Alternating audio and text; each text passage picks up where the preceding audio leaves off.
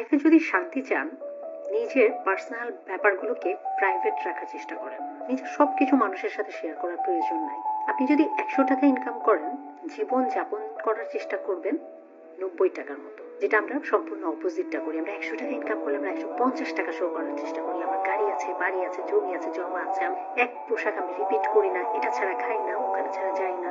এতে কি হয়? সোশ্যাল ভ্যালিডেশন, মানুষের কাছে স্ট্যাটাসটা একটু হাই করার জন্য এগুলো করে ভীষণ বোকারা।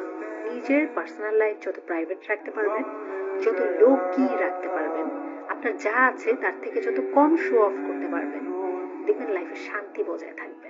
মানুষ আপনার সম্বন্ধে অ্যাসুম করবে, কিন্তু আসলে বুঝতে পারবে না অ্যাকচুয়ালি আপনার লাইফে কি চলছে। যেই জিনিস আপনি যত কম এক্সপোজ করবেন, সেই জিনিসের প্রতি তত কৌতূহল থাকবে।